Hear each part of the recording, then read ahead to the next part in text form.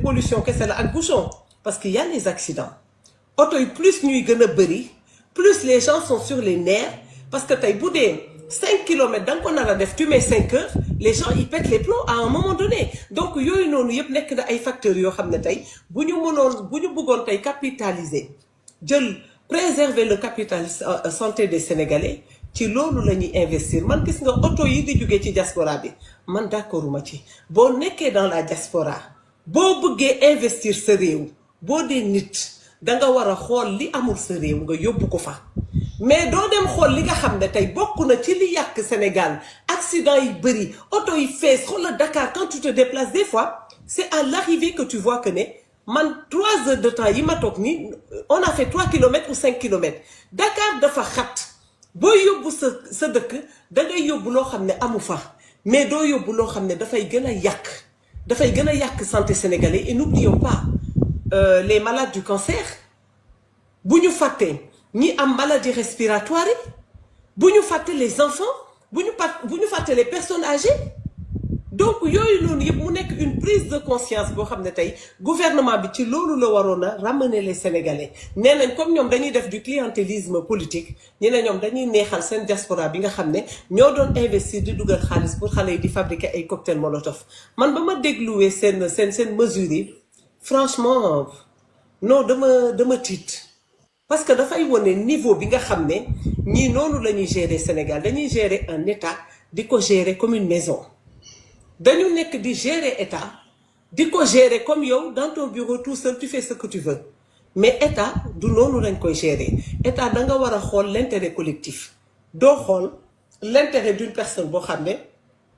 dañu commencé toog naan non ñun ak li ñu sonne ci xeex bi waa diaspora bi defaluñu dara vous ne pensez pas que ne balaa ngeen doon yóbbu oto yi ci 10 ans il n'aurait pas valu ngeen fexe ba ñi nekk ci diaspora bi ñu mën a am passeport facilement ñi nekk ci diaspora bi comme du temps de Macky Sall nga xam ne passeport dafa yomboon carte d'identité n'en parlons même pas ñun léegi carte d'identité boo ko buggee t'imagines tu dois am na consulat bu nekk à 200 kilomètres de chez toi tu es obligé de faire pratiquement 700 kilomètres aller 700 kilomètres retour t'imagines 1400 kilomètres pour aller déposer une carte d'identité su paree nga defaat 1400 kilomètres yoo xam ne dangay fay ton transport ton déplacement dangay fay hôtel et tout donc je veux dire carte d'identité mujjee nekk loo xam ne yow imagine nga tey ki toog ci dëkk tubaab bi amoo kayitu tubaab bi nga dem yow ba sa réew mi nga xam ne moom mooy benn identité bi la deseel ñooñu xañ la ko à cause de la distance et puis des incommodités sénégalais ci boppam moo neexul a wax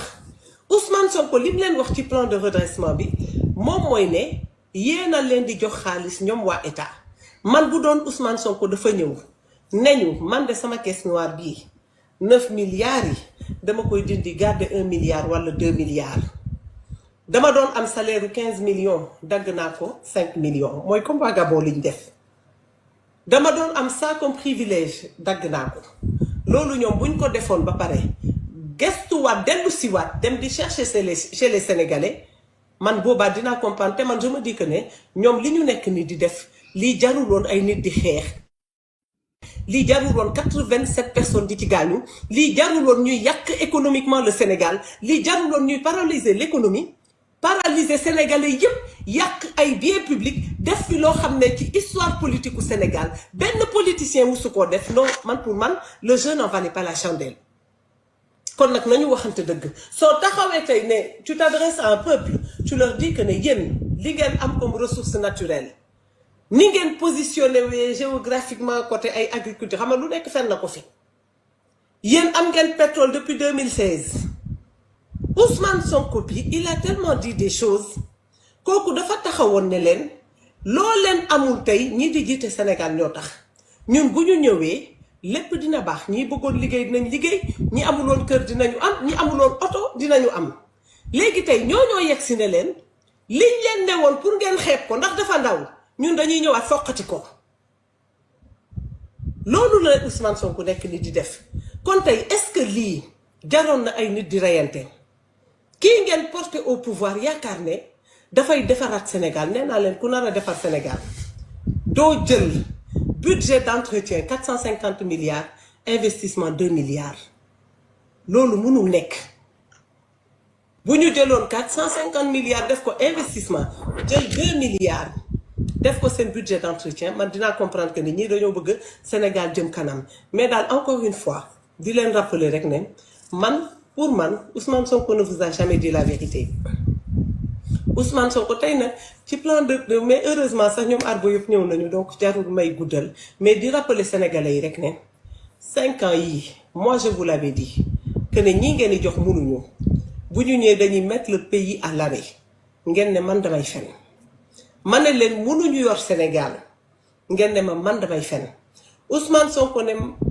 Aliou Sall jël na seen 6 milliards ma ne leen du dëgg ngeen ne damay fen te ba léegi jotagoo leen 400 millions mi ne Mamour Diallo 94 milliards déggatoo leen mu wax ci Mame Mbaye Niang moom keroog moom Cour suprême doggali na ko xam nga boobu waxatoo leen ko léegi ma bëgg a xam dans l'histoire de Pastef lan moo ci dëgg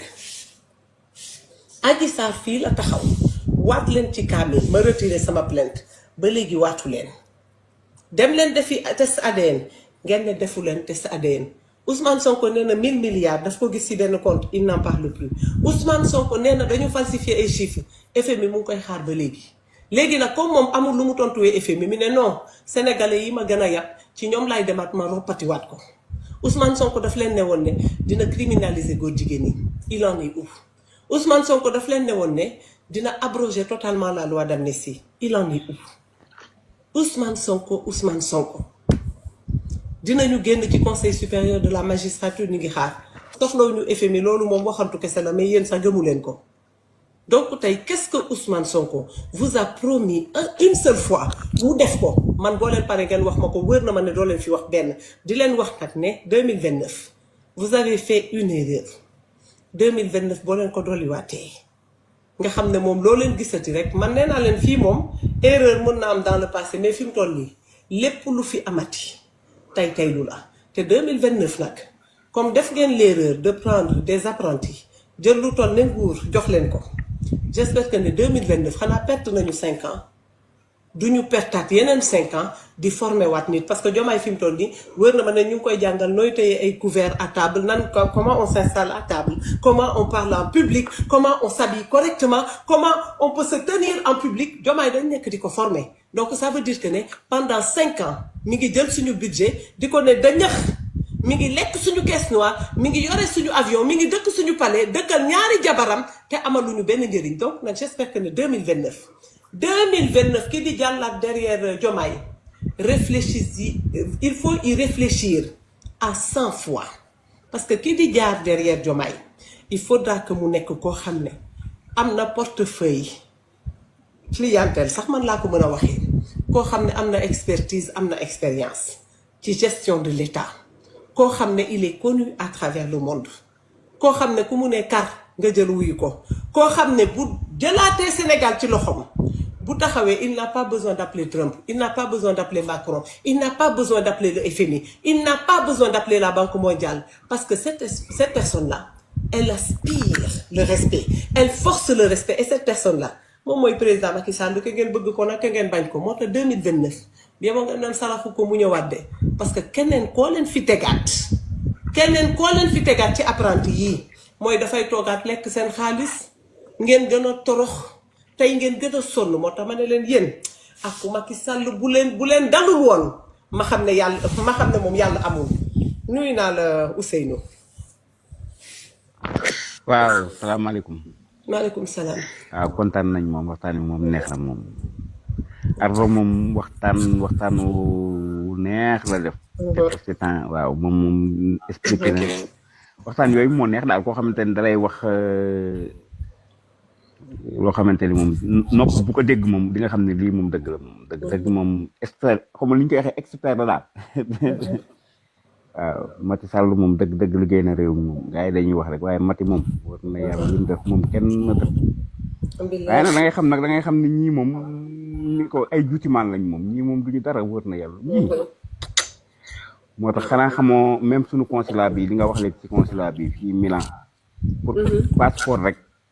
problème la da ngay ñëw déposer boo ñëwee dañ lay jàbbantal naan na talon amul ak ci la fu nañu yóbbu la ba ñu si bari bu ñuy dem Sénégal fi mu nekk nii am na ñoo xam bu ñuy dem Sénégal post conduite lañ def. même plus consulat bi xam nga te loolu moom li ñu jaayoon ak li am moom. moom daal ñoom daal ñu ko ñoom daal moom nañ gaaw rek moom seen i mbir moom man dama see sawul sax di si wax na.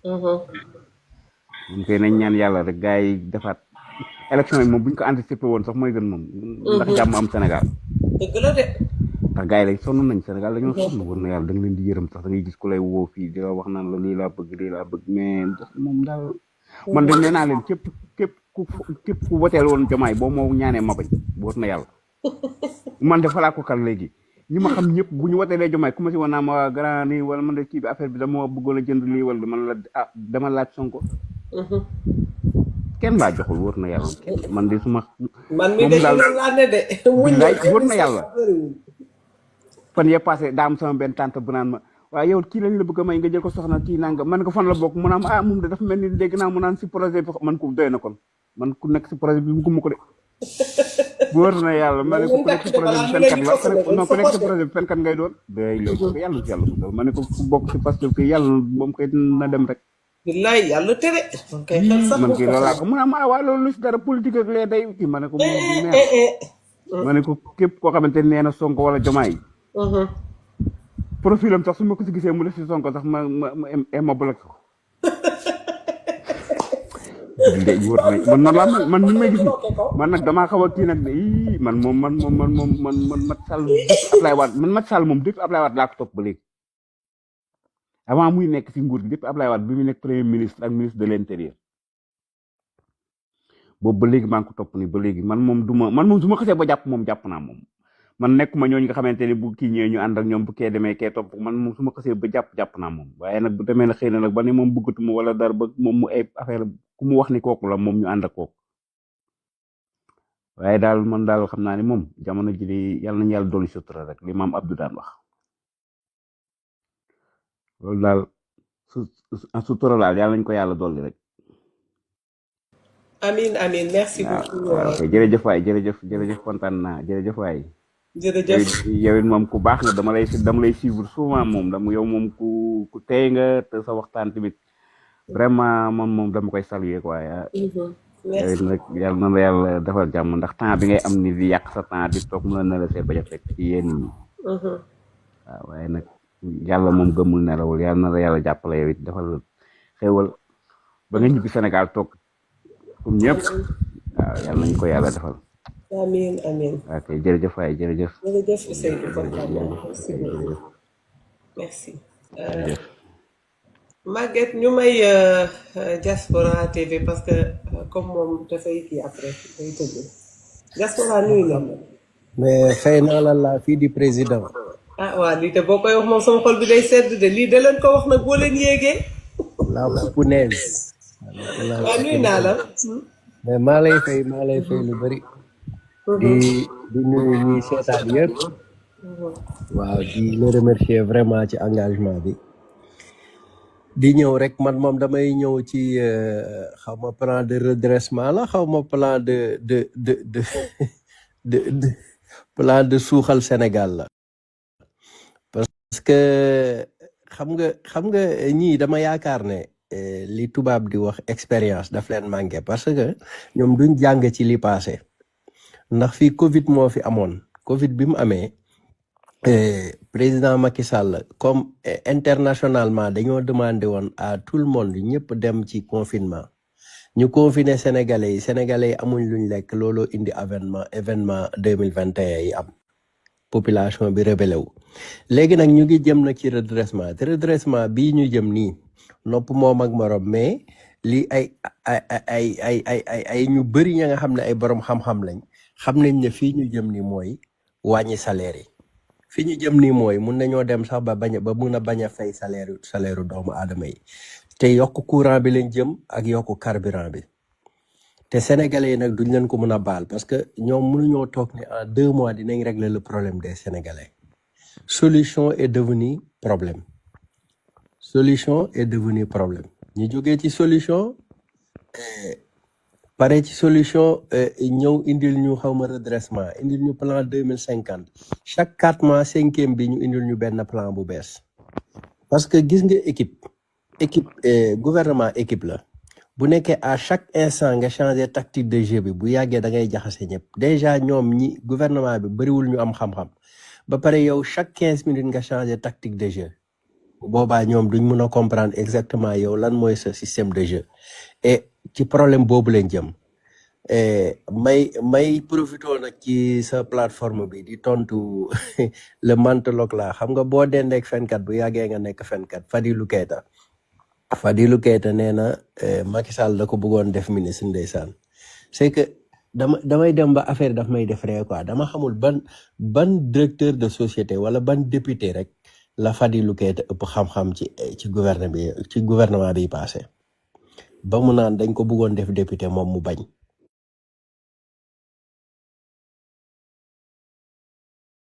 Man Sonko parce que lui il va être ministre encore dinañ jooy ay ministre yu sowlal buñ mënatul am ay ministre yu puublal parce que ay Waly Diouf Bodian Fadilou Keita ñoo ñëpp buñ leen bëggee def ministre mais ça veut dire bienvenue les dégâts te foofu lañ jëm et gis nga ce plan là gis nga balaay sénégalais yi di xam ne moom moo nar a suuxal Sénégal moo nar a toroxal Sénégal nañ dem ba ci kanam tuuti ba pënd bi wuri ba coow li jeex bañ jàpp ñi bëgg a jàpp ba dara desul nag lu dul liggéey leen parce que gis nga boo xoolee keroog bi Ousmane Sonko waxee 2 heures de temps après bourse bi Sénégal dafa chuté ça veut dire que dañu xamul ne monde bi dafa toll fa nga xam ne léegi booy wax olof ñii dañ koy traduire en anglais ñii di ko traduire en espagnol ñii di ko traduire en français langue yëpp di ko traduire ça veut dire que moment bi Ousmane Sonko di wax ñëpp a ngi traduire di xool les investisseurs ñëpp ñu ngi déglu kii lan lay wax exactement parce que c'est le premier ministre du Sénégal xool nga nag léegi ci guuta gim ñu dugal nañu ci benn musiba naaru laay ba nga xamante ne mooy instant yi nii sénégalais yi ñun ñu ngi doon jooy suñuy rongoñ feragul mu indilaat ñu ci beneen musiba naaru laay mais sénégalais liñ ciy jàpp rek mooy ay influenceurs yi muy wax ak ay xawma les joueurs de PMI ak affaire TikTok kii exhibet ak yooyu noonu non c'est plus sérieux que ça et c'est plus corsé que ça gis nga dafa dem ba tële gis nga instant bii nii Ousmane tout son problème moom ak Diomaye mooy instant yi il faut que ñu poñce ci sénégalais yi parce que maa ngi dégg Amadou Ba di ko wax sax Amadou Ba l'ancien premier ministre nee na gis nga bu ñu seen plan yi nii buñ demee ba ci biir buñ demee ba xamuñ fuñ koy jëlee parce que bu leen communauté internationale bi les bailleurs les investisseurs buñ leen wanee ginnaaw mais fan la ñuy jëlee lu ñu gérer dëkk bi ci poosu nit ñi mooy lan mooy les salaires mooy les impôts yi ñuy yokk déjà boo yóbboo oto yi ba 10 ans nga ne def nga ko 10 ans oto ba nga xam ne yaa ngi ko doon dédouané 1 million 500 léegi nga bu ko dédouané 3 millions mais est-ce que da ngaa yokk at yi wala da nga yokk impôt yi wala da nga yokk droit de port yi loolu soo ko yokkee sa intérêt moo ci nekk mais du intérêt moodu bi nekk xaw ma ban dëkk parce que si un Sénégalais s'établit en Italie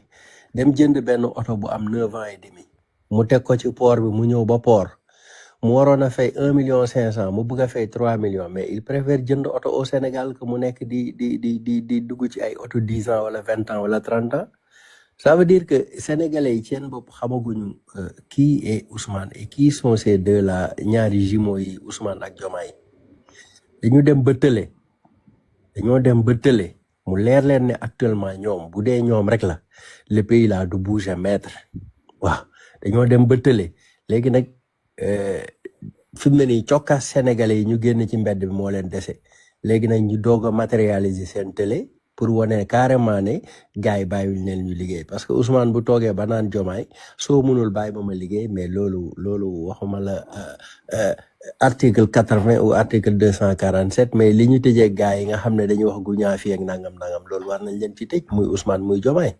muy Ousmane Sonko di moins parce que attaqué président bi weesul nga ne ko soo mënul jox ma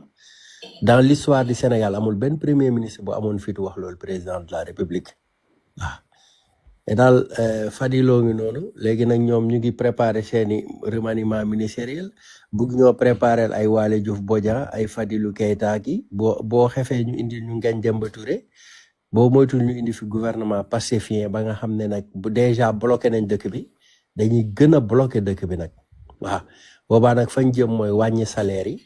pour mun a gérer yenn affaires yi te parce que bu ñu wàññee nu mu tudd subvention yi mais boobooy gën a nekk musiba naaru lay parce que le Sénégal dañoo subvention pratiquement lépp boo gisee nag ñu naan ay FMI juboo na ñëw moom ak nangam FMI da lay imposer lim lay imposer mais boo ko nangoo ngeen juboo moom bu lay imposer ne la da ngay dindi subvention ci énergie da ngay dindi subvention ci lii da ngay dindi subvention ci éducation da nga koy dindi fii da nga koy dindi fii nga ne ko waaw parce que sës na la ci miir bi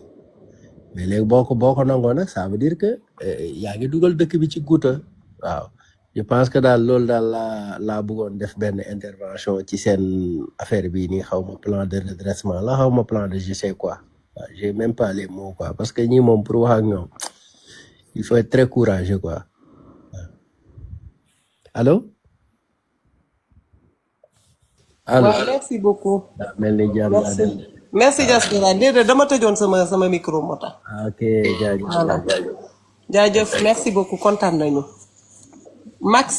ñu ngi lay nuyu. Maguette ma fille ñu ngi lay nuyu.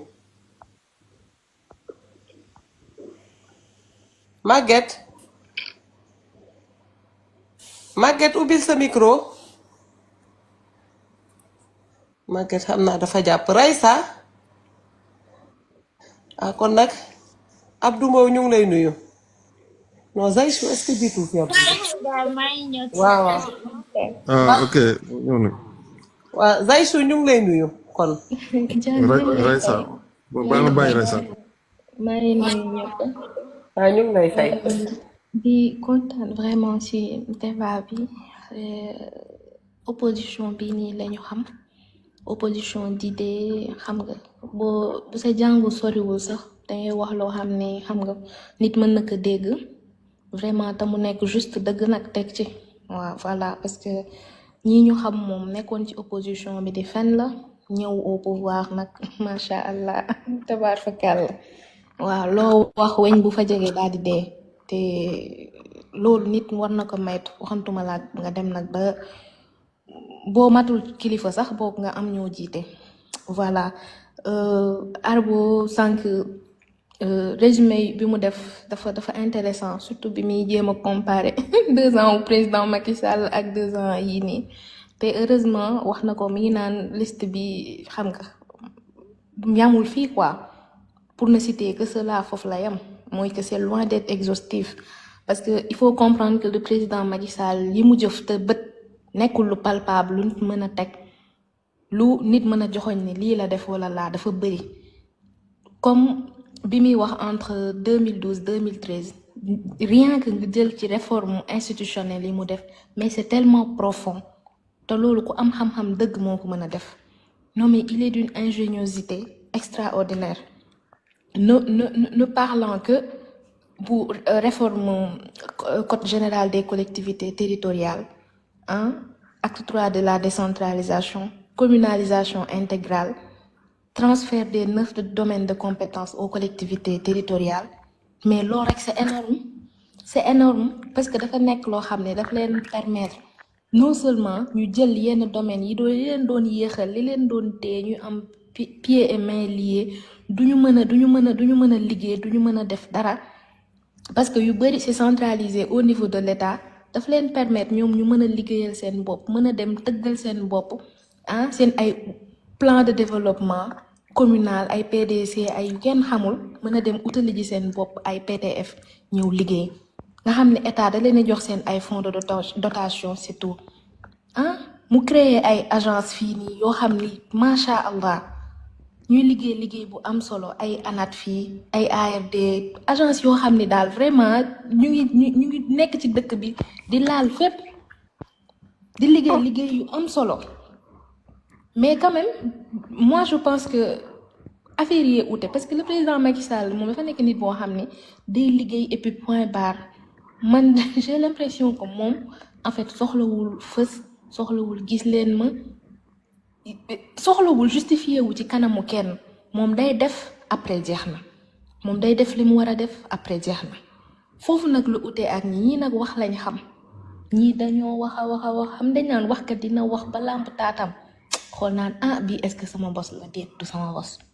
ñi looloo leen dal ndax yow nga nekk ci kii bi di wax saaga FMI saaga banque mondiale boo génnee doyew ma leen dara yow ñi nga xam ni dalee leen partenaires yi mais ils sont très regardants dañuy xool tu es un potentiel candidat tu veux prendre le pays nga toog taxaw naan waaw doyewuñ leen dara soxlawuñ leen tubaab yi nangam di wax ah olof ngay wax c'est tout quoi lu la neex wax ah ñun dëkk bi am nañ lii am nañ laa buñ ñëwee waat naa ko ci yàlla ni waxuma la dara waaye ñi nga xam ne amuñu xëy sax dinañ toog di fayee ko ay 200 000 ay nangam comme yeneen dëkk yi niñ koy defee waa léegi yaa fenoon nag say fen yu tooy xepp dëkk baa ngi noonu jox nañ la lépp tabaar fakkaal la macha allah dooni assemblée nationale sénégalais moom dañ leen a tiiñal bu mat sëkk dañ leen a yan yépp toog nag di leen xool ngeen di fen rek bu ngeen génnaatee conférence de presse naan dëkk bi naan leb yi naan langam sàngam ah man ba ma paree nag ci waaji bu ma ko simile chapeau xam nga kañ la mooy conférence de presse boobu mu génn tamu naan or yi dañ ko doon yàpp ndekete xaw ma ci jet privé bi di ko jaaye ci ak jamaa yi ma ne ko kon Sénégal am na jamaa boobu laa ni ko nag saa waaye loo waxati rek ci àddina bi non baal naa la parce que lii feebar la mais waaye dama doon sangu. ah d'accord bon ma ni parce que kii franchement maladie la am maladie sincèrement ndax yaa ngi yow laal nga zircon nit ñi ne nga laal or nit ñi ne nga laal maanaam léegi nga tëb fa yooyu yëpp nga ni jamaa ma ni ko dëgg la yow loo waxati rek man fi mu toll nii baax na parce que yow problème bi nga am dafa profond waaw mën nga ñu ni maanaam menteur professionnel nga daal franchement doo bu ndaw waaw kon nag ku foog ne mooy soppi réew mi tamit da ngay sonal sa bopp ñii lii lañ ko bëgg a jàppoo chaque prip ñu ñëw génne dama xamul lan mooy ay plan de redressement lan mais le Sénégal a déjà connu des nuñ koy waxatee des plans d'ajustement structurel et tout te yooyu noonu boo xoolee ñun bi ñuy jàng ba on nous dit que c'était parce qu'il y avait des crises soit crise économique soit choc pétrolier soit nangam boo xam ne c'est dans le monde qui a impacté xam nga le secteur économique mondial wala affaire yooyu noonu mais genre tu es là tu as hérité d'un pays boo xamante ni pardon à tout le monde alors tu as hérité d'un pays boo xamante ni non seulement vraiment da nga fi fekk loo xam parce que le président Macky Sall li mu fi def booy ñëw fii nii Abdou Diouf ak Senghor ak Abdoulaye Wade sax moo commencé woon di bâtir quelque chose mais attention mais le Sénégal ça s'est limité juste à Dakar te Dakar tamit attention amul woon dara presque soo fa génnee di tukki ji pour génnee Kër Massar sax balaa nga fay jege àll ngay gis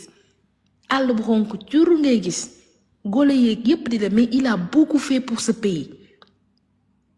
laal fépp ba boo génnee léegi da ngay mën di ko sagoo nit ñi bu ñu génnee fenn ñëw di ko sagoo nga toog lu ñu wax nga critiquer lu ñu def infrastructure nga jàmbat que ça soit mu nekk mbirum transport nga ni du ci dal mu nekk édifice nga ni du ci dal lu mu mënti nekk nga ni du ci dal di wax yu amul benn soxla bu ñu li lekk ak naan nangam mais tu es là ban situation nga changé yow da nga wàññi dund yow da nga subventionné dara tu n'as même pas investi ba nga fi toogee ba tey déggoo ñu xalaat ne nañ dugal ci lii pour mu dimbali sénégalais au contraire dañoo lever subvention yi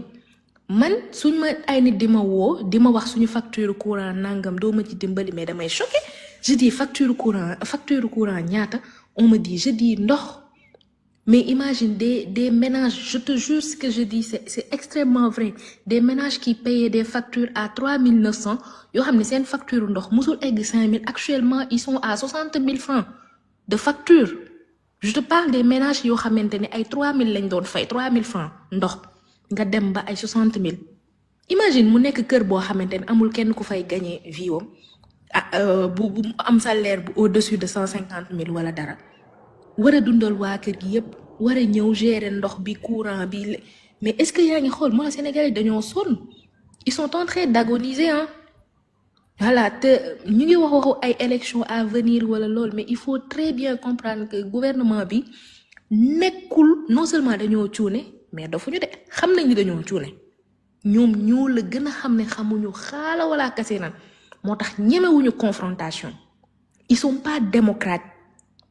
ils sont anti-démocratie ñemewuñu confrontation moo tax duñu toog fu ñu leen di poser wee question xalaatuñu ko boo seetloo ci seen plan wu bërki démb bi kooku di wax dañ ko dagg sur le coup parce que tamit ñu ngi doon jéem a sonn waaw Ablaye Goudiaby moom ngi sëggoon ca kiiwam yor fëyam ak kanam gu bëri pax gi ni Borode Marie Gueye sëgg naan day jël note waaye ba mu sonnee sàllaaw dañ ko xaare kii moom nañ ñu ko noppil ndax bu tëjul gi itam du baax dañ koo dagg te c'était un économiste qui faisait des suggestions tellement pertinentes di wax lu am solo mais dafuñu bëgguñu loolu bëgguñu dëgg bëgguñu dégg dëgg bëgguñu dialogue donc ku xalaat ni lii ñuy def nii ñii pour ñoom ba pare xam nga ni sax daan na am benn souhait bàyyi ko ak nit ñi mais boo dégluwee Ablaye Goudiaby bu mu génnee ci kiiwam bu mujj bi mu ngi naan waa à ce rythme waxuma la 2050 waaye fii duñ ñu fi bàyyi sax fii ak xawma lan maanaam ñoom seen affaire 2050 yooyu ñuy wax noonu lu ñu gëm la mais c'est quelque chose qui est relayé par leur propre leader. Mais c'est fou ce qui se passe au Sénégal. Mais ils se permettent de tout en fait. Lii kenn musu ko gis te comme li ñuy wax en fait lii nii des années à venir wallahi nit ñi dinañ toog ñun xam naa ñun ak suñu ay doom dañuy toog ñu naan lii ñun fekkee woon nañ ko mais lan moo ñu daloon mais ñun pourquoi nan lañ mën a cautionner lii nan lañ mën nangoo parce que en fait dëkk yu bëri noonu la ay Hitler ay yooyu boo ko xoolee da nga naan mais yenn ignominie yi nan la ko nit mën a nangoo wala lii mais surtout ñu nekk ci 21e siècle foo xamante ni dañoo xeex yu bëri liberté lii fi démocratie ñuy wax indi yeneen concept xam ne nit ñi di dem ci yeneen fondamentaux mais boo gisee genre li Pastef indi mais c'est incroyable de tolérer ça donc moi je me dis que élection même suy amaat nit ñi dañu war a am une vigilance extrême en fait une vigilance extrême parce que ñii ku dul wax dëgg nag moom quand même parce que fen moom franchement fen moom péché yëpp moom moo nekk tête dañ la naan croyant du ko def par contre ñii nag fen nag écoute mooy seen chingom fen mooy seen chingom donc il faut vraiment être méga vigilant ba pare sénégalais yi mu jaral leen aussi tout simplement man daal vraiment man lu ma leen bëgg a wax xeeb ko mais sincèrement ñii ku leen mën a gëmal daal quoi que ce soit franchement yaa ngi nax sa bopp parce que c'était que des paroles en l'air que des paroles en l'air limite soo amee sax benn plan wala looy redressé wala seen doon ñàkk fayda yi nga xam ne écoute je te dis des étudiantes de wala ay étudiants de l'ENEA ou je sais pas de wala yu ndaw en fait en première année dañuy tëgg ay documents yu gën a pertinent yi et c'est eux seuls qui le font pare dem présenter ko ci seen ay profs mais lii dafa amul benn njëriñ nous sommes un pays d'intellectuels les gens dañu jàng nga taxaw mel ni élève terminal bu ñu jox expérience grenouille bi ni la kiiwal nga toog di analyser naan biñ ko tàppee kii bi marteau bi ci tendon d'Achille bi gauche ba la yëkkati kon problème bi mooy moelle épinière bi la xalaatee comme que moelle épinière bi moo def réflexe bi kon neer nangam bi kon ñii dañu ñàkk xorom en fait mais c'est du jamais vu nga bëgg la jël nit ñi nga romb yow palais de la république fa nga mën a demee def réunion nga romb primature nga romb yëpp nga ni dangaa ñëw yee yaay da nga ñëw nga indi nuñ koy xatee nga indi grand théâtre ma ne ko mbete Youssou Ndour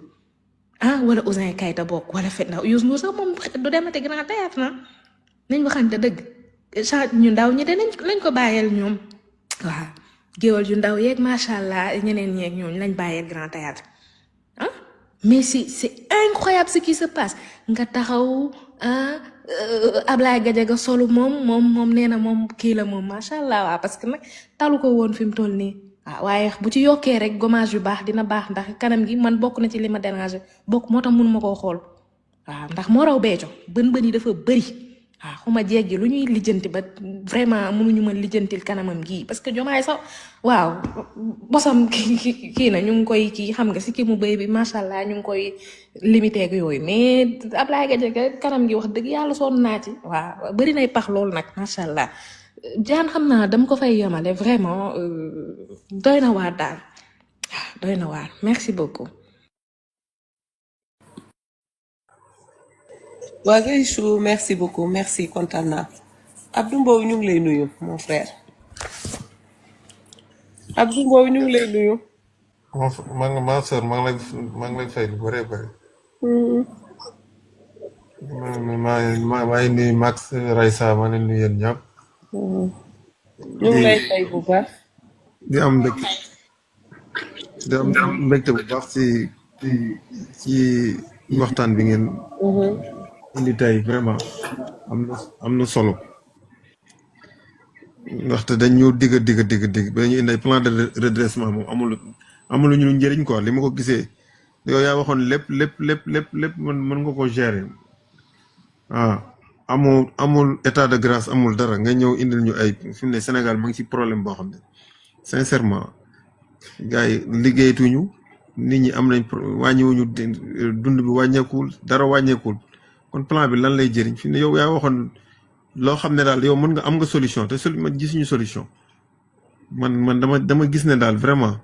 comme ni nga ko waxee jaan si léegi rek ñoom kenn wàññiwul dara si li ngay def waaw du ministère du DG du kenn koo xam ne yow wàññi nga li ngay dundee wala li ngay yor si oto wala li ngay salaire bi ngay fayeku tout lépp mu ngi nekk wala nga wàññi agence yi nga waxoon da nga koy wàññi dara wàññiwoo ko lépp mu ngi nekk en cours di ñëpp yaa ngi fa teg ay nit ñoo xam ne say nit lañ ñu ngi koy doxal te dara wàññeeku nga bëgg a jël di coppati ci nit ñi lu ñuy wax ne ñoppati ci population bi li ñuy wax ñoppati xam nga loolu dèjà yow kon moo lay wane ne nit yow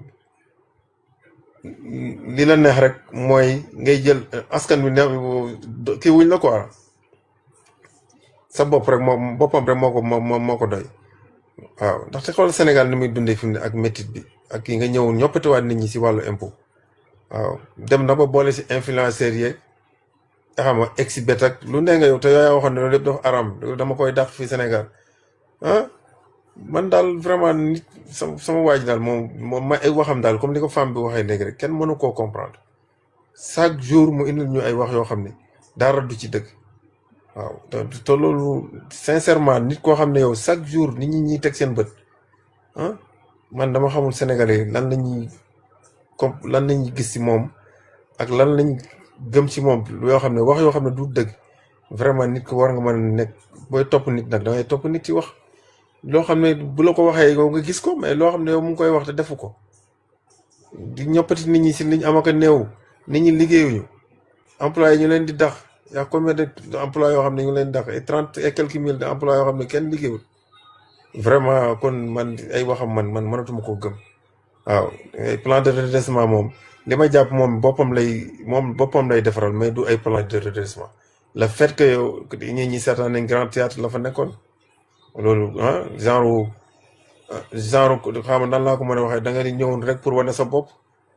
en général tamit da nga ñëwoon pour wane yow ak Diomaye amul leen benn problème nangam sangam ñun loolu kese la woon rek waaw waaye amul lenn loo xam ne indi nga ñu ko loo xam ne amal na ñu njëriñ sincèrement waaw ndax te buñ demee ba jël grand théâtre di fa yóbbu loolu di plan de redressement man li ma jàpp xanaa lii moom dañ koy yóbbu xanaa biñ ko kiyee ba dañ koy yóbbu assemblée wala ñu woon wala assemblée moom lan lay jëriñ man daal vraiment jaan man ñi moom dama leen comprendre mu ndax waaye nag le fait que sénégalais yi tamit votel leen 54% amatuñ lenn lu ñuy wax nañ toog rek di seetaan conséquences yeeg lépp ñu jël ko waaw ndaxte ñun ñoo dañ nekkoon di avancer ñu dem di reculer kon bu kenn jooy nañ toog rek conséquences yëpp ñun ñoo ko ñun les sénégalais yoo xam ne 54% yi ñoom ñoo leen ko jox waaw kon nañ xaar 54% yi rek fi mu ne ñun ñu xool rek lan la ñuy indil rek 1 an presque 2 ans mënoo def dara benn mool mënoo ko teg dara mënoo ko def sénégalais yi yëpp lépp luñ amoon ñàkk nañ ko bourse familiale yi jële si daan dem si hôpital yi santé yi xoolal niñ amee problème fi mu yaa problème Sénégal dafa bëri jaan vraiment man daal dëkk bi moom ni man xamatuma ci dara quoi mais doy na waar le fait que daal ñi yor ñu daal nattu la liy wax wolof di wax nattu dëgg moom lañ am maa leen di gërëm di leen remercier bala may comme ça ki nekk bala ñuy gën a yàgg ci ligne bi ma may Max Raysa ñoom tamit ñu ànd kii si merci beaucoup.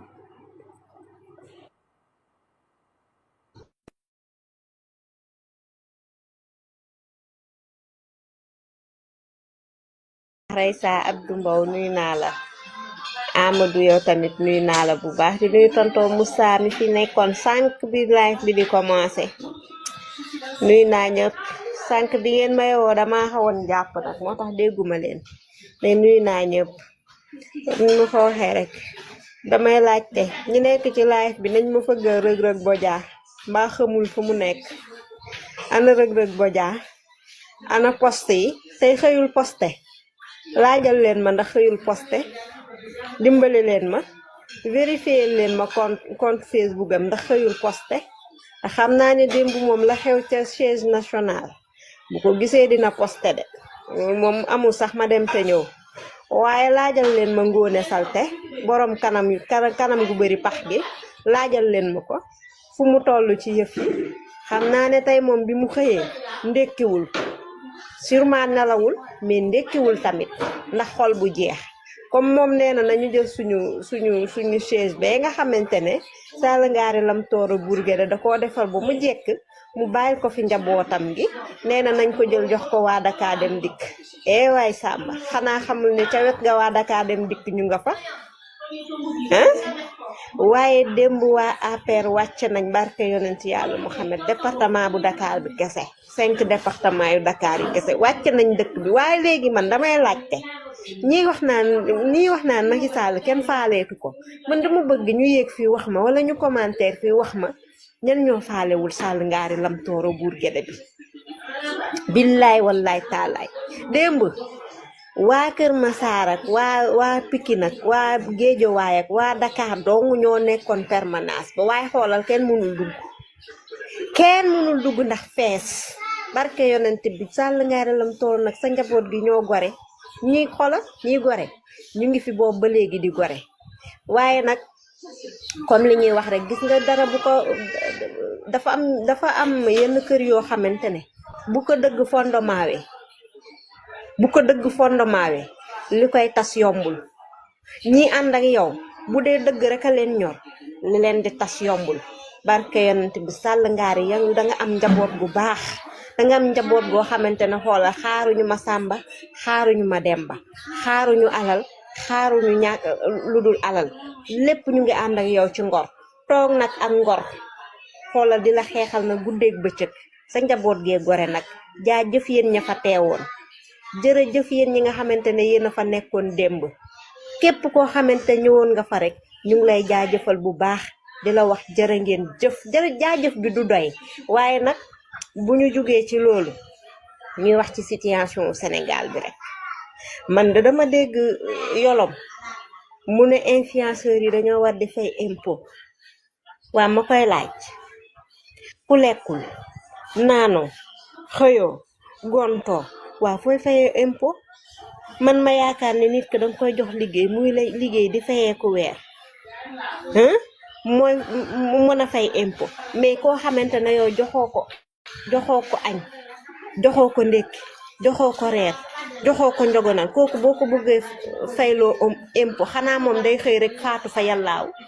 deuxièmement koo joxul liggéey fu muy fayee ko pour fay impôt gis nga nag pro il est temps que nag sénégalais yi wax ak yow bu fekkee ne yow xamuloo buur saay na la sénégalais yi wax buur dee na ñun ay faqiir lañ as tuut li ñu doon dundee yaakaar nga xam ne bu weer dee nga am yaakaaru fayee ko salaire loolu amatuñu ko et pourtant jamono buñ koy am fayuñu woon impôt ndax Sall Ngaari Lam Tooro Bourguédé dafa mote woon fépp yërëm ñu suturaal ñu bu ku ci fayee ko si sa salaire sax lu mu néew duñ ci dundal lu tolloog juróomi nit wala bu gàttee ba gàtt juróomi nit tey nag yàlla dogal na dagg ngeen salaire yooyu léegi nag bu fekkee ne jamono ba ñuy fayeeku lañu mënul fay lañ daawul fay impôt waaye léegi bu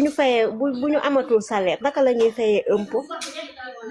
man de wax dëgg neex yàlla boo leen bëggee dégg dëgg pour yow ak ñi nga àndal man moom boo yaakaaree ci man impôt nga dee parce que awma lu ma lekk bay fay impôt yërëmal jaamu yàlla yi pour sonal nga ñu pour fatt nga ñu waxal sa ministre yi ñu wàcc ci terrain bi dem liggéeyi daaw doo nga la fi sa ministre de xawma lan xawma num tuddati Cheikh Tidiane Dièye mu ne yee yaay xawma nawet bi du nawetam Touba nga ne démb ak tey ma ngay tëmb ca biir ndox ma waaye baax na sax ci ñoom baax na ci ñoom parce que nag ñoom ñoo xëdd voté ji ndogu jubilé ñoom ñoo ko doon wax comme ça feeg la nag loolu baax na ci ñoom nañu gérer waaye yërëmal jaamu yàlla yi nga xamante ne ñu ngi bëgg a dee te mënuñoo jooy amuñu fu ñu jooy ñun ñu nekk ci réseau yi nag ñun ñoo leen koy jooyal di la wax ne la pour xamal sa bopp xam sa bopp ci jaamu yàlla la bokk te yow xamuloo sa bopp sonal nga ñu pour fatt nga ñu pour yal nañu yàlla àtte ak yow ndax sonal nga ñu de wax nañ gauche wax nañ droite mënuñ ci yow dara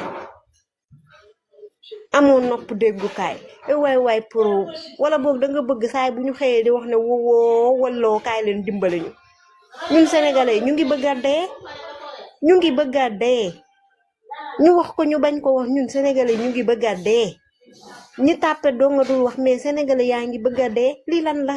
lii mbaa jàmm la xanaa ñun moomatuñu Sénégal bu ko wax ñu ne la lu tax nga wax ku jooy ñu ne lu tax nga jooy amuloo benn yërmande ci sénégalais yi nga bëgg yow joxatoo leen mais dangay ronk ci ñoom di dugal ci sa poos mais yow booy wax reddition des comptes xawma reddition xawma lu mu doon mais doo leen ko commencé ci yéen seen bopp yéen ñi nga xamante ne yéen a ngi noos di sañse ay jasneer fu tisi gën a seeree ngeen sol fu montor gën a seeree ngeen takk fu dàll gën a seeree ngeen sol ko wàññi woo leen seen train de vie mais yéen a ngi bëgg a roppat ñun ñi nga xam ne ay faqir lañu xëyuñu gontu ñun lekk ñu naanuñu suñu ay nelaw doy ngeen bëgg a ronke waa suñu fukki dërëm ak juróom ñuy taaba ci mbedd mi mais amal yërmande ci sénégalais yi bu fekkee ne amaloo yërmande ci sénégalais yi mais dégagel vraiment sonal nga ñu nag sonal nga ñu de te billaahi wallahi taala duñu la ko baal fatt nga ñu sonal nga ñu yal nañu yàlla àtteek yow soof nga lakkale nga merci beaucoup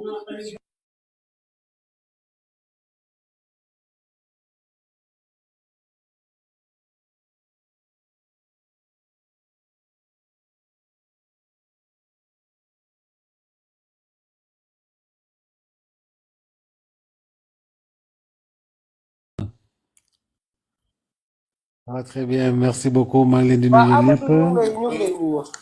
Diane, comment tu vas, Diane? Ça va et toi mon frère yow gëj naa la dégg ci live bi de. Ouais, Diane, j'ai pris du recul parce que dama amoon choc, dama amoon ay sommeil cauchemardesque. J'ai souffert pendant un long moment. Da nga amoon choc en voiture quoi. Non, choc de ce duo de satanique qui a pris le pouvoir. Ah d'accord kon Diomaye ak Sonko ñoo la choqué. Non, moo man de choqué. dama tiitoon sax da nga def accident. Astafurlah non dama ah ñoom Sonko kon bàyyi leen fi ay séquelles de. Ah sama frère nag bu la dara jot. Diane, j'arrivais pas à dormir, hein, des cauchemars. Non, j'ai souffert, hein. J'ai souffert, pour dire vrai, hein. J'ai beaucoup souffert, mais vraiment, Ouais. ça a été très dur. Non, c'était Non, très je dur pour moi. comprends. Moi, je te comprends, mon wax dëgg yàlla. Parce qu'en fait, depuis le début, tu vois, quand nous montions sur les lives, c'était justement, lui, il a dû alerter pour informer. Ouais, faites attention ce monstre satanique. Tu vois, faites attention. Il est en train de manœuvrer. Il est en train de mentir. Tout ce qu'il dit, tout le monde sait que c'était pas possible. C'était de l'utopie. C'était des illusions. Dana, je vais, ni mënuñu, extra. Un gars qui n'a jamais occupé aucune fonction stratégique, n'a jamais occupé de responsabilité, background zéro, Mousso occupé aucune responsabilité. Tu as osé permettre ciel et terre. Je me rappelle même, j'en parlais, c'était avec un ami au téléphone. Pourtant, Manako promettre ne finit Djen, je crois que les gens on se var boobu ñu ngeeg moom aussi il avait promis que léegi jën sax ah da ngeen am problème pour maye ko wax jaay sax wax ma jaay mais maye gis ki ngeen ko may sax day sera pas facile il l'avait même promis tellement que ah jën day bëri Sénégal géej bi day naat problème sax pour maye jën sax da ngay am problème pour gis ki nga koy may donc il avait promis tout mais figure-toi man après quand on m'a montré ces VAR là man daaw ma déglu yëpp mais je me dis mais lui il a tout lépp la wax il a promis tout mais donc li mu wax ni ça veut dire que Sénégal ça devait être l'Eldorado où il fera extrêmement bon vivre où ñëppay ñëw fii ut seet si ñu alors que ce gars-là il a manœuvré il a manipulé il a menti am na benn côté positif bi ma gis ci moom côté positif mooy génne na mettre à nu tous disons les égoïstes et les hypocrites il a mis à nu je fais allusion surtout aux imams et certains oustas là yoo xamante ni il y avait beaucoup qui avaient beaucoup de respect pour eux parce que dañu doon xool ci ñoom des personnes saines gis ci ñoom ay nitu diine lañu alors que c'était pas vrai man franchement j'ai été vraiment sidéré sur certains oustas yoo xamante dama amoon tofel ci ñoom en son temps alors que je suis que c'est pas du nitu yàlla quoi du yàlla taxoon ñu doon wax donc c'est des hypocrites c'est des égoïstes alors donc quand on parle de ce qui se passe présentement je reviens même pas sur les promesses et les mensonges de ce monstre satanique de Sonko je reviens pas sur ça mais quand on fait allusion à ce que Macky Sall a fait surtout dans 2 grandes villes du pays qui sont comment dirais-je Touba et la Casamance ñooñu pour man ces populations elles n'ont aucune reconnaissance envers le président Macky Sall et c'est dommage quoi li mu leen defalu ko beneen région au Sénégal Touba on fait allusion aux grands travaux xam nga qu'il a eu à faire. Je parle même pas de l'autoroute Ila Touba ou aller à Touba, Dakar Touba, c'est rien du tout maintenant. Mais les ouvrages qu'il a eu, des milliards qu'il a investis pour l'assainissement à Touba, des milliards et des milliards de francs. Tout le monde sait que le lotissement anarchique de Touba n'a pas aidé pour réaliser les travaux facilement. Donc il fallait trouver vraiment des personnes ingénieuses, des personnes qui peuvent vraiment... Voilà, donc Macky Sall, il suffisait seulement que ñi ñëw am volonté continuer le travail de Macky Sall pour peut-être pas régler définitivement le problème, bon, mais pour au moins trouver quelque chose que lii xew nii, c'est extraordinaire. Et vous voyez ce qu'on appelle la poisse. Poisse, je sais pas comment on peut traduire ça en wolof. Poisse, moi... je sais pas, je vais revenir. Moi, parce qu'on m'a dit que hier, Sonko était là-bas avec son ministre de l'hydraulique, Dembo. Et taï, il y a eu vraiment des choses catastrophiques dans la ville de Touba. Donc, pour dire qu'il a la poisse. Donc, alors, parlant de Touba, encore une fois de plus, cette non-reconnaissance de la population. Il y en a qui disent ñaw baax na ci ñoom yéen wuñ leen ko tout à fait mais vous avez été manipulé comme tout le reste du Sénégal aussi mais nag Touba waroon na bokk ñoo xamante ni il devait résister en principe normalement parce que suivant le marabout qui disait que xamatul lu muy wax Macky Sall xamatul lu mu lay ñaanal da lay bàyyeeg Serigne Touba parce que ñaanal na ko chaque fois parce que gis na li mu fa def benn président mosu ko def à Touba. Il a tout fait donc ndigal normalement voilé le marabout joxoon bu fekkoonte ne mouridisme bi ñu wax population bu fekkee ne dégg ndigal la ñuy wax le marabout a tout dit il a tout dit nee na leen Macky Sall bàyyi naa ko Serigne Touba dama tay ci di la ñaanal dama la bàyyi ak Serigne Touba parce qu'en fait Macky Sall il a tout fait Touba lépp la leen Macky Sall defal mais li ngeen ko fayee il ne méritait pas ça. Mais non, voilà les conséquences. Et c'est dommage, quoi. C'est dommage, justement. Quand ngeen di yeewu finalement, ouvrez les yeux. Quand on parle maintenant de la Casamance, gis nga la prouesse, moi je parle, les deux grandes prouesses de Macky Sall, c'est le fait de refaire l'électricité au Sénégal, donc les délestages, il a fait disparaître les délestages au Sénégal, c'est la première prouesse. La deuxième grande prouesse, c'est le fait de pacifier la Casamance et le pont de Farafenni. Ça, c'est les deux grandes prouesses qui étaient vraiment très, très, très dures, fatidiques pour un chef d'État sénégalais. Mais il a dû régler ça, le problème de la Casamance. Il a fait disparaître toutes les bases rebelles du nord au sud, le front sud, d'abord, qui est le front frontalier à la Guinée-Bissau, et le front nord de Salif Sadio, front frontalier à la Gambie. Il a détruit toutes ces bases rebelles yoo xam ne dañu implanté woon carrément suulu fa nekk fa bay menacé même di def ay otages di def mais Macky Sall a réussi donc prouesse d'éradiquer, je disais complètement la rébellion en Casamance, pacifier la région carrément. On n'entendait plus, on voyait plus de braquage, rien du tout. Salif Sadio a fui. On a détruit les champs, tous les champs de, comment dirais-je, de drogue. Parce que nous, ils vivaient de la drogue, donc des champs de drogue et du trafic illicite du bois. Voilà, avec la complicité du président gambien Yahya Jammeh. Tout le monde savait que Kanilai était, comment dirais-je, le lieu de refuge des rebelles casassais en son temps pour le front nord. Donc, il a réussi une prouesse extraordinaire. Donc, en détruisant les bases du nord au sud,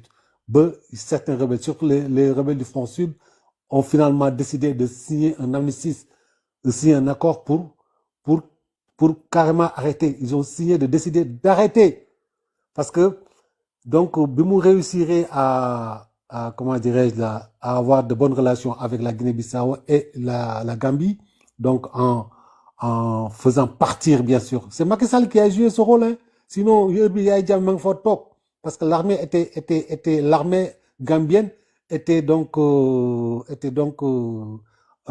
faveur pour que Yahya Jammeh revienne.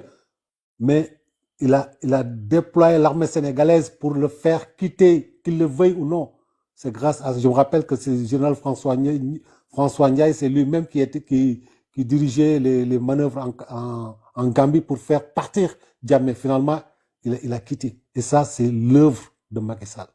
Donc, les bonnes relations qu'il a eues entre ces deux pays-là ont permis carrément encore, ont participé à donc pacifier la Casamance. Donc, il a signé des accords,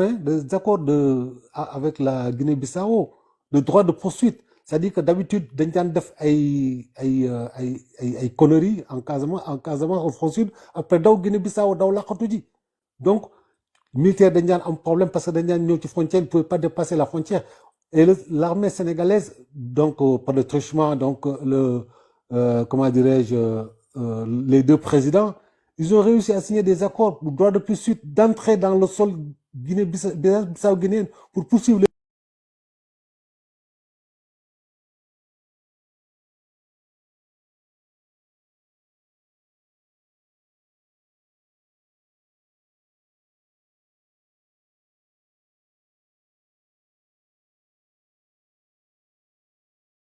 des bruits de canons, bim, bim, bim. Les gens souffraient. Les gens avaient des problèmes pour aller dans les champs cultivés, les champs de mines, partout. Mais lolo, ligue bourré le Macky Sall de fofu. Et pourtant, Sonko a détruit Macky Sall en Casamance. Il a dit que c'est quelqu'un qui n'aime pas les Casassais. Vous déguez ay consonances, ay nom de Diola ou d'autres là, des mères. Donc, il déteste les Casamancés. Sonko. En principe, fofu nak la xawon mérite Macky Sall parce que moment bobu Macky Sall, on devait l'appréhender et l'emprisonner parce que li mo dafa graw. Discours bobu moo tax ba Casamance ñëpp bañal Macky Sall à cause de Sonko là. Moo tax ma ne Sonko, il est dangereux. C'est un gars à éliminer, c'est lui qu'on doit effacer justement. Il est à effacer ce gars-là. Parce que tant que Dieu est au fils, Sénégal, d'où d'un fenn, il est là et il n'est pas prêt. Bon, maintenant il a mis de l'eau dans son vin entre lui et Diomaye. Parce qu'au début, il voulait quitter, hein. Il voulait que nous d'accord à l'Assemblée nationale. N'est que feu, créer la vie dure au pouvoir, au pouvoir du président Diomaye. Il voulait créer ces problèmes-là. Mais finalement, on lui a fait savoir qu'il ne peut plus aller à l'Assemblée nationale. Qu'il ne peut plus aller à l'Assemblée nationale parce qu'il voulait retourner à l'Assemblée nationale. D'un feu, comme ça, il va occuper soit...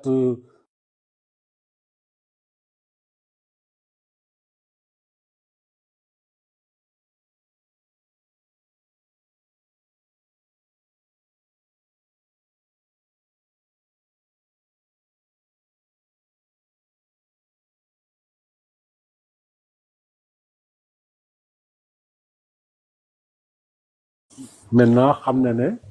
vous baillez, vous ne mais c'est foutu pour lui. Il ne peut plus être député. Donc, il va traîner dans l'opposition, pouvoir il est revenu à de meilleurs sentiments. Avec Diomaye, il négocier. Mais Diomaye n'a qu'à faire opposition. Hein. Ce gars-là, il est prêt à tout pour occuper le pouvoir. Tout. Voilà, donc, Diane, pour ne pas trop monopoliser la parole, donc, je remercie Nyepo. Donc, vraiment, pourtant, Yérom Sénégalais, parce que la situation mettez les vivre, ça va être très dur pour le pays, ça va être très dur pour ces années à venir. Ça va mettre trop. Voilà. Alors, merci Marie. Merci beaucoup. Merci Amadou. Raïssa dama ragal ne nelaw na. Donc, di wax Sénégalais rek man mom ma daanel après ñu tëj. Parce que Sénégalais dafa en fait man des fois je me dis que Ousmane Sonko ni mu jappewé Sénégalais est-ce que les Sénégalais ne le sont pas tout simplement parce que tay suma gissé comportement bi ñi am ñi taxaw na non yow en fait gis nga dafa am problème bo xamné il faut que ñun ñu comprendre ko moy Ousmane Sonko ñi ko faluñu ko pour mu liggéey Sénégal faluñu ko ñom parce que dañoo bëgg Sénégal dañoo fal Ousmane Sonko parce que ñom dañu japp né affaire bi affaire u defante la moy né man fi ma far affaire u parlo là on parle du Sénégal doxul yeen tay ñun Ousmane Sonko bala ñukoy wax quoi que ce soit yeen ñi ko fal yeen a waroon njëkk taxaw parce que yeen ba ngeen koy fal dafa am 87 personnes yo xamné dañu gañu pour que mom mu ñëw accéder au pouvoir xam ngeen ne tay la vraie folie du Ousmane Sonko bi nga xamné dafa bëggoon nguur à tout prix de parce que man gëm naa ne les vrais patriotes ñi ngi servir seen réew te nekkuñu président les vrais patriotes ñi ngi servir seen réew te nekkuñu premier ministre vrais patriotes yi moom mooy sénégalais yi dem liggéey seen alal ñëw duggaat biir Sénégal duggal ko fa di embaucher ay sénégalais di leen fay salaire di teral ay sénégalais di dimbale ay sénégalais ci social man loolu lay woowee ay kii naka ay vrai patriote wooyow ma ko koo xam ne dafa taxaw ne moom Sénégal tant que jotu ko tant que nekkul président mënul defal dara Sénégal koo xam ne dafa taxaw ne moom pour mu nekk président sénégalais yëpp buñ naree dee ça n'a aucune importance kooku bëggul Sénégal moo tax Ousmane Sonko ñi mu àndal bëgguñu Sénégal mais moom tamit bëggul Sénégal loolu moom mooy réalité bi triste réalité nag nee naa leen yéen ñi ko fal ne vous attendez pas à avoir des buildings surgir de toutes parts doo leen gis pënd Ousmane Sonko wax moo taxoon ngeen topp ko moom ci wax boobu noonu la nekk pourtant Ousmane Sonko respecté na li mu diggee woon ak yéen de ci wax moo tax ngeen fal ko kon nag moom na wax parce que musu leen koo gis muy liggéey man dama yaakaar ne sénégalais dañoo dof wala mu am lu leen dal dangay gis ay maire ay paa dangay rus yéen nga xam ne dofu xale yi liñ doon def ci tali bi ñoom bu ñu gisulee le danger yéen ngeen gis ko amul benn nit boo xam ne tey ñoom ñëpp koo ci waxoon lan la doon sortir non Ousmane Sonko dañ ko doon jaay doole nga gis tey ay oustaz di génn naan non waaw Ousmane Sonko dañ koy saaga te musuñu dégg ay oustaz yuy fen kan ngeen mës a dégg yéen muy saaga Ousmane Sonko yéen fan ngeen nekkoon ba ñuy saaga kilifa diine yi yéen fan ngeen nekkoon ba ñuy saaga Macky Sall di saaga ay magistrat yéen fan ngeen nekkoon ba ñuy taf kër diine yi kilifa bu ci nekk takkal ko perruque defal ko rouge à lèvres di dagg ay ndey fan ngeen nekkoon walla da ngeen bëgg a wax ne dans ce Sénégal là Ousmane Sonko moom mooy daal ki nga xam ne moom kenn naru ko tudd kenn waru ko saaga mais keneen ku ñu saaga biir Sénégal amul importance man nag damay yaakaar ne da ngeen dof parce que ay góor bu ñu tiimwee seen moroomu góor di baisser la culotte loolu mooy góor jigéen du ñaari góor yuy sekk ci biir néeg de góor jigéen moom mooy taxaw ci sa kanamu moroomu góor taxawee position de faiblesse taxawaayu jigéen loolu mooy góor jigéen da ngeen ñàkk fayda ñii fi falu ni tey ñëw toog man balaa may liggéey Sénégal il faut que ngeen dugal ma ci palais il faut que ngeen jox ma avion il faut que man may noot sénégalais yi il faut que man may décider te ñu gis fi ñoom Samuel Sarr gis fi ñoom Khadim Ba gis fi ñoom Farba Ngom di def lu nekk biir Sénégal Bougane Gueye Dany même ki àndul ak moom tey dafa am loo xam ne dañ ko koy nangu mooy tey moom au moins participer na ci développement wu Sénégal moom au moins même bu dee benn sénégalais mu ngi koy jox salaire nga dem tey ci ku mel ne Youssou Ndour nga contre ko nga bëgg ko nga bañ ko ça revient au même mais ce sont des gens yoo xam ne ils servent ce pays au quotidien bu ñu demee à l'étranger ñuy vendre le Sénégal à l'étranger ñooñu Sénégal dafa am seen fay ngeen toog di leen yàq di leen fenal non waaw duñu fay impôt waaw duñu lii ki dul fay impôt de man moo ma gënal kii ñëw fekk impôt wu jàmbur yi ñu jënd ci ay bus teg ci ay BRT teg teer mu taal ko man ki dul fay impôt te di fay 1000 sénégalais di leen jox salaire tous les mois man kooku moo ma gënal ki toog cité kër góor gi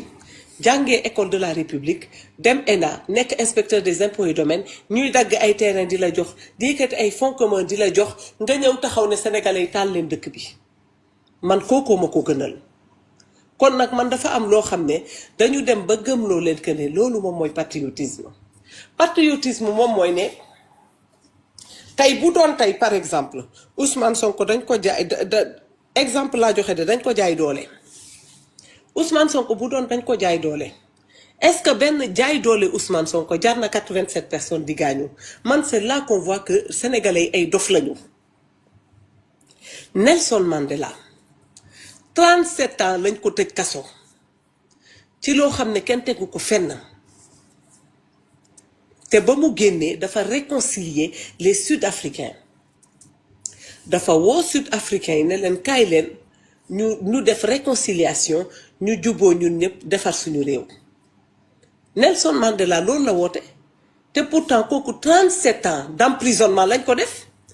Ousmane Sonko bii nga xam ne tey man li ma bëgg a xam mooy kon tey sénégalais yi bu ma leen déggee comme 1000 personnes yooyu noonu ñu jàppoon tëj leen ci kaso bi dañ leen jaay doole sénégalais yi tey bu ma leen déggee kon ñoom Ousmane Sonko ba ñu taxawee tey di taal Sénégal kon Macky Sall dafa waroon taxaw applaudir leen wala mi ne gendarme yi taxaw leen ngeen sécuriser leen ñu taal dëkk bi te tey sax dafa am paramètre bu simple boo xam ne mën ngeen ci nattee loolu est-ce que tey li ngeen def biir Sénégal xanaa bu ko fi ay sénégalais génnoon tey di def yéen da ngeen di taxaw kon tàccu leen kon da ngeen di taxaw kon ne gendarme yi taxawee leen ne ngeen sécuriser leen ñu taal dëkk bi xam nga dafa am ay wax yoo xam ne dafa jarul sa nit di ci dellu si waat parce que ça ne tient pas la route yéen sax boo leen koy wax xam ngeen ne du dëgg du yoon yéen la preuve li koy firndeel tey lépp loo leen waxoon avant ngeen di accéder au pouvoir pourtant tey yéen a ngi koy def kon tey loolu ay wone tey ne yéen li ngeen def ci biir réew mi sénégalais bu fi jugoon tey di ko def bal lañ lay tiire rey la yéen est-ce que li ngeen def ci biir Sénégal dëgg la walla du dëgg bu dee li ngeen def dëgg la kay c'est légitime pourquoi vous ne voulez pas abroger totalement la loi d'amnistie comme yéen ci yoon ngeen nekkoon waru leen ragal loi d'amnistie bi yéen du ne ngeen tiire woo leen yore woo leen arme reyu leen kenn mais yéen moment wu li fi xew 2021 ba 2024 kan moo gënoon am intérêt à ce qu'il y ait des morts Macky Sall la wala Ousmane Sonko man dama yaakaar ne sénégalais yi dañoo dof sooy seetaan les images li fi xewoon non je te jure man balaa sama xol bi di gën a jeex may seetaan image yu li fi xewoon 2021 ba 2024 et vous êtes là en train de nous parler de martyr lan mooy martyr ku doon taal sa réew ku doon rey ay nit ça s'appelle un assassin ça s'appelle un terroriste ce ne sont pas des martyrs et vous le savez très bien duñu ay martyr man dama tegoon ne comme ay martyr lañu bu dee ñoom ñi ngi àjjana du ne ngeen ñoom àjjana la ñu jëm kon yéen procès bi ngeen di bëgg naan justice pour lan la ah man de dama xam ne man de bu ma gisoon loo xam ne suba am naa garantie ne man directement àjjana la may yóbbu man dinaa dem léegi nag comme àjjana la woon lan moo tax ba yéen demu leen gis nga da ngeen yeb seen bopp gis nga yéen a ngi foowee foo boo xam ne mooy tey ñëw ngeen tey dans ce pays ba ñëw jël lu bon bu ko def lu baax jël lu baax bu ko def lu bon taal sa réew amul fu ko nit di defee te reyuñu la amul lépp loo leen waxoon ay fen la Macky Sall li muy def baaxul tey yéen lan ngeen def tey concrètement loo xam ne dafa baax par rapport au président Macky Sall par rapport à son bilan moom def na yéen lan ngeen def may wax ñu naan tey ñu génn tey naan waa APR yaa ngi nii di filmer inondation bi Touba yéen da ngeen ñàkk fay dama ne waaye yéen ngeen yaakaar ne yéen ñoom waa Pastef fi amuñu mémoire éphémère yéen ngeen teg ne waa Pastef yi est-ce que du tous les jours dafa am luy effacer seen mémoire yi lendemain bi ñu rëy ni ñu commencé wat lu bees yéen fàtte dafay xaj ñun dañuy filmer est-ce que ñun dañoo fen yéen du yéen a fi doon toog amoon na sax benn dulkatu Pastef boo xam ne xoola bateau gonflable la doon gonfler di traverser les rues de Touba pour naan xool leen mën nañu jël gaal bi dem ba Espagne amoon na sax ku doon jël gaal di ko filmer ci biir ndox bi léegi ñun au moins ñun dañoo filmer rek ñun est-ce que ñun dañoo dem fàtte canalisation yi yéen loolu yéen a ko fi def di dafa amul loo leen bàyyi ci biir réew mi moo tax man su ma gisee sénégalais yi votel ñii non man damay dem ba dootuma sax mere waa Pastef man xam nga ñan lay mere sénégalais yi ñii gis ñii ngeen gis ay délinquants gis ay bandits ñuy fàtt ay canalisation ay nit di dee ci kii bi naka ci inondation yi ñu taal réew mi ay nit dee taal alalu jàmbur yi ngeen teg ci seen bët yéen ngeen yëkkatiwaat seen carte dem votel ñooñu ne ñooñu ñooy defar réew mi moo tax tey gis nga fii bu leen fi yëpp kenn man je ne veux pas vous entendre de ñun moom bu ñu neexee ñu casse parce que ñun dès le début dañu ne bu ñu votel ñi mënuñu yéen nag comme yéen a leen fi teg ayez la décence ngeen noppi ayez la décence de la fermer yéen doo leen fi casse doo leen onku yéen a yooyu noppi ni ma kontaanee ci li leen Diomaye ak Sonko di def gisagoo leen dara yal na gën a métti yal na gën a tar man awma benn yërmande ci yéen parce que nag da ngeen gisoon kuy liggéey yërëm leen ngeen ne non ki nga xam ne heure bu xëyee tere suñu doom yi jàngi ki nga xam ne heure bu xëyee tere ñun ñu dem liggéeyi ki nga xam ne heure bu xëyee rey suñu ay doom ki nga xam ne moom nee na dafay accéder au pouvoir par la force sénégalais yi taxaw xool profil bu mel noonu pourtant ba ngeen di dem élection man moo tax gis nga man affaire bi duma ci jël sax ay pincettes parce que tey muy waa PDS ak ñeneen man laa ci yemale parce que tey mere Macky Sall daf leen jar xola mere Macky Sall da leen jaral ngeen xool ku mel ne Diomaye non parce que Macky Sall dafa tëj Karim Wade moo tax ma ne la Sénégal billaay ki koy defar waxuma yaayam de mais maamam sa juddóogul parce que tey man mere Macky Sall dina tax ma xool ñoom Diomaye liñ fi def yéen ngeen ay républicains man je ne parle pas des monstres man je ne parle pas des mets de Sonko man je parle des républicains parce que man gëm naa ne waa PDS ay républicains ngeen yéen tey comment vous avez pu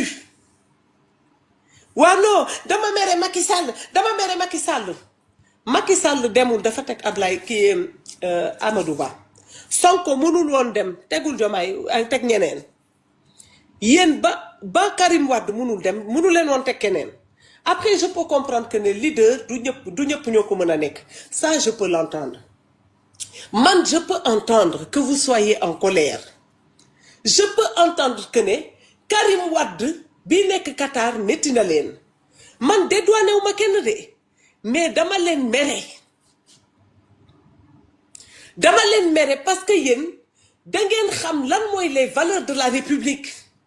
kon yéen tey sous prétexte que ne da ngeen mere Macky Sall ngeen jël réew mi jug dem voter yéen boo leen demee voter tey waa Pastef yéen ngeen teg ne Macky Sall ngeen di naqaral Macky Sall tey mi ngi Maroc ak famille yam ñi ngi en sécurité ñan ñoo toog tey Sénégal di bëgg a dee est-ce que Macky Sall la ñan ñoo nekk tey di dund tey lu métti man côté boobu man bon bi nekk ci sénégalais yi man ça me dépasse mooy tey nga ñëw mere naa Macky Sall parce que dafa tëj Karim Wade ba pare pour te dire que Sénégal warul de sénégalais billaay ñun waruñu dans nos têtes ça ne va pas du tout xaw ma nag lan moo ñu dal xaw ma ci damp yu métti yooyu noonu nga am dañuy mel ne ñuy xeex ak liiri la man xaw ma dóori métti la xaw ma dof kese la tout court boo xam ne ñun dafa nekk ci ñun comment vous pouvez nan ngeen mënee xool ñu mel ne waa Pastef ngeen ne yéen ngeen di jël l'avenir de ce pays di ko teg ci loxo ku mel ne Diomaye Faye man waa Pastef dof yi ñu fotel Diomaye Faye man rien ne me surprend mais yéen waa PDS nga xam ne tey Sénégal képp kuy républicain ci yéen dañuy nekk ay exemple parce que man dama jàpp tey ne waa PDS en tout cas ci histoire politique u Sénégal da ngeen fi def loo xam ne waru leen ko woon entaché parce que da ngeen mere Macky Sall mere ngeen Macky Sall man ça je peux vous l'accorder te ça sax c'est votre plein droit mais mere Macky Sall ba mu jaral leen ngeen tayle ce pays man dans ces cas-là je me dis que ne yéen Macky Sall bi ngeen di xas est-ce que yéen a ko gën yéen est-ce que yéen a gën Macky Sall parce que yéen waa PDS xamoon ngeen ne ba ngeen di votel waa Pastef baaxuñu pour Sénégal te pourtant da ngeen jug dem votel leen kon yéen est-ce que vous valez mieux que Macky Sall ngeen ne Karim Wade la sacrifier yéen ngeen sacrifier tout un peuple donc vous ne valez pas mieux moo tax gis nga non bu ñu toogul ñu xoolaat suñu bopp lii dafay wone na ñun ay transfert xuloo jàmbur ñun la ñuy jël di ko séddale suñu biir diw man dama ko bëgg tëjoon nañ ko kaso rek xaaral man ma sacrifier dëkk bi mais c'est quoi cette mentalité à la con c'est quoi cet esprit pourri lii mooy ban genre xel ba pare nag ku ci nekk nag yaa ngi teg ne yow moom lépp luy science rek yow si sa bopp bii nii la jóge te pourtant seen bopp yi ngelaw a ci nekk pour la plupart donc nañu revenir à la raison di def ay choix yoo xam ne c'est dans l'intérêt de cette nation moo tax nag ñu ngi ciy xaar waa opposition bi ñu ngi ciy xaaraale sénégalais yëpp en tout cas ñii nga xam ne bokkuñu ci Pastef te man gëm naa ne ku bokkul ci Pastef war nga commencer par sant yàlla mais nañu booloo ñun ñëpp doon benn 2029 objectif bi ñu am mooy jële fi ñi benn président de la République la ñuy élire on ne va pas élire 2 ou 3 ou 4 ou 5 présidents benn président la ñuy élire donc nag defe naa ne sa biir réew nga yeewoo fa am jàmm te bañ a nekk président moo gën ngeen dem di xëccoo yéen ñëpp kenn du am ngeen retrouver waat ak doomaraam yi ñu nootaat leen 5 ans loolu mooy dëgg bi yeboo nag yéen ñëpp na ngeen xam ne fi mu toll ni urgence bi Sénégal la du kan mooy nekk président ni ngeen di bëgg a nguuru ak njëkkante te dos bi yeboo na ngeen boole yéen ñëpp fii nag ñun la ñuy xamee yéen acteurs politiques yi lan la leen Sénégal jaral je pense que ne élection yi di ñëw boo leen nekkoon tey ay nit waruñu sax am ñaari candidat ci kii bi ci opposition bi parce que vous avez tous vu que ne ñii li ñu nekkee Sénégal baaxul ci Sénégal kon nag na ngeen toog ngeen def comme ñun ngeen wannaasu ko si vous avez quelque chose boo xam ne da leen naqari ñun suñu yoon newu ci ngeen teg kenn ñëpp ànd dem voter ko ñu jëlee fii ñii voilà parce que ñii 5 ans moom balaa ñuy jógee fii dëkk bi boo leen moytul di ngeen dànk suuf di ko lekk yàgg naa leen wax fii ci live bi ne boo leen moytuwul bëccëg di ngeen taal torche di wër Macky Sall ngeen naan ma damay gént te tey vous êtes à 2 doigts de le faire yéen bëccëg di ngeen di wër Macky Sall parce que da ngeen amoon jamaa sëgg ci ay xeer moo tax yàlla andi na leen ay xeer jamaa bi wadd na réer na léegi xeer ngeen yore kayu kii ngeen jàppe woon nag xeer tubaab bi nga xam ne ñoom lu baax la ñu bëgg ñoom jël nañ ko defar ko def gën a policé waat jamaa baa ngi tàq léegi nag yéen des leen ak seen ay xeer billaay dootoo leen ko defati bu nit di wax ngeen di teg ne ay affaire u farfarloo est-ce que ñun bañ leen di ne Diomaye ak Sonko mënuñu tey est-ce que ñoom ils nous ont démontré le contraire ñu toog di théâtraliser xam naa ne de ay maraudes yooyu moom yëppoo moom ñu tëj moom Ousmane Sonko à lui tout seul est passif vous suffisez largement chaque jour ñu andil ñu benn redressement après ñu ñëwaat naan la xawma am na benn mot bu ñuy utiliser xam nga comme ñoom moom nee nañ moom slogan jubal jubanti léegi ne dañ ñëwoon jot na ñu ñëwaat ne solution jóge ci solution ñëw projet Sénégal 2050 jubal jubanti.com beneen bi di ñëw lan lay nekk ak seen 4e sous-sol bi ñu doon ñaanal ba yàlla def ko réalité xam nga ba ngeen toogee fi naan Macky Sall dictateur laa leen ne yàlla dina leen andil vrai dictateur comme ça ngeen xam li ngeen di wax moo bi lan mooy définition wu dictateur yàlla andil na leen ko te du da ngeen doon ñaan lu bon non ndeke yàlla yéen nangu na seen ñaan de pourtant mu andil leen lu bon lépp loo leen doon ñaan rek yàlla andil na leen ko lii ngeen bëggee lii te du ngeen bëggoon vous avez été exaucé li ma leen waxoon de mi ngi nii man moom yàgg naa xam ne ñi mënuñu yàgg naa xam ne duñ fi def dara yàgg naa xam ne dëkk bii bu Diomaye Faye yegg siwee dafay nekk en mode de pause ñu ngi koy jàngal les grands de ce monde bu ñu dajewee costume nuñ koy solee boo toogee boo jugee comment manger à table comment s'adresser aux gens comment s'adresser à des autorités internationales mu toog naan oui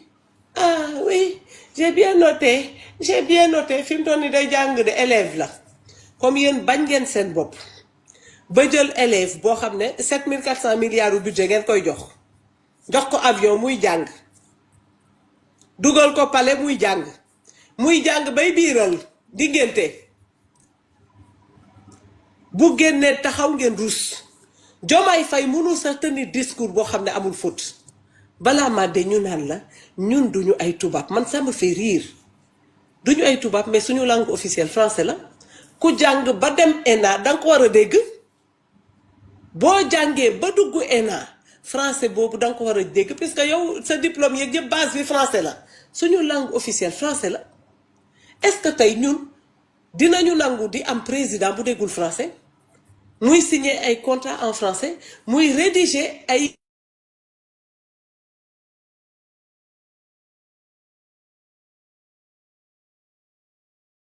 ñu bind ko en français code électoral français code civil français code pénal français programme scolaire bi français ngeen bëgg a ñëw taxaw naan ñu ndax làkk français obligatoire la làkk français pour un président de la République du Sénégal c'est une obligation parce que suñu olof bi Sénégal la yem boo génnee Sénégal c'est fini boo demee tey France lan nga leen di làkk wolof boo leen demee Mali olof ngeen di làkk boo leen demee Guinée olof ngeen di làkk Côte d'Ivoire olof ngeen fay làkk Gabon déjà biir Afrique rek amuñu langue commune ku ci nekk da nga am sa dialecte waa léegi tey boo bëggee jël làkk boo xam ne yow kese yaa koy làkk nga ne yéen làkk boobu le président bi war a làkk oui d'accord mais dans ces cas là kon ñun xanaa ñun kon suñu contrat yi kon olof léegi lañ koy bindee dama ne ngeen respecté seen bopp fii benn complexe amu fi dañ leen nax léegi nag bu dee nax yooyu nag comme da ngeen a ñëkk xam nga da ngeen bon ñëg boobu nag moo leen jàpp ngeen bëgg a taxaw bëgguñu sonalaat fii naan ay ñii dinañu liggéey ñii dinañ tabax réew mi 2 milliards la ñuy tabaxee réew jël seen costume yi seen voyage yi seen essence yi seen billet d'avion yi seen entretien ministère yi 450 milliards 2 milliards investissement kon yéen 2 milliards bu ñu investir du Sénégal ci loolu ngeen yaakaar pour développer Sénégal kon de xanaa kon mun nañu ne kon dans 100 ans te wax dëgg yàlla duñ ko fekkee donc yéen de quoi vous parlez yéen question bi ngeen waroon a posé wu mooy ndax ñun lii moo jaroon ñuy rey suñu bopp yéen question boobu ngeen nar a posé seen question seen bopp de waaye taxaw naa non dëkk bi kay woon dina dox moom pro dina liggéey pro dafa am xam-xam bay liggéey en fait li ngeen gëmagul ba tey moom mooy ne pro amagul xam-xam pro amul xam-xam nga gis leen comme dañ ko élevé au grade de yonent xool leen dafa dem Touba rek am na benn mot bu ñuy wax nee nañu pro dafa am baatin ba dafa dem Touba rek Touba di taw est-ce que Touba yàlla wàccew fa taw pour mu yóbbaale sobeem bi Dakar pro dafa am baatin moo tax mu ñëw Touba muy taw waa léegi baatin boobu du ko yebale Dakar yéen a ngi bëgg a dee di dafa taw comme moom yonent la en fait da ngeen non boo leen gisee ñu toog xool ko ni mu jantalee non pro sañse na lekk ñu naanuñu gis nga plan de redressement bi ki ma njëkk gis mu posté ko mooy ko xam ne musul liggéey ki ma gis mu posté ko seen kër yaayam ak papam la nekk moom ak jabaram ak ay doomam xam nga ce n'est même pas le sujet mais lu tax ma andi ko c'est pour vous donner un aperçu que ne ñii taxaw ni naan tout va bien plan de redressement bi baax na mooy ñi nga am seen kër yi duñ fa jënd café duñu joxe dépense seen jabar yi bu ñu firee ko seen yaay yi ñoo leen di jox pour ñu dem léttu tabaski bu jotee seen yaay yi ñoo jox seen jabar yi pour ñu soloog seen doom yi waa léegi tey kooku bu toogee di la wax ay plan de redressement ay pro dina liggéey ay dëkk bi dina dox kooku est-ce que war nga ko gëm moom dëkk bi dox na doxul nan la koy sentir puisque moom fayu dara ñooñu tey ñooy génn di publier naan la non dëkk bi dina dox pro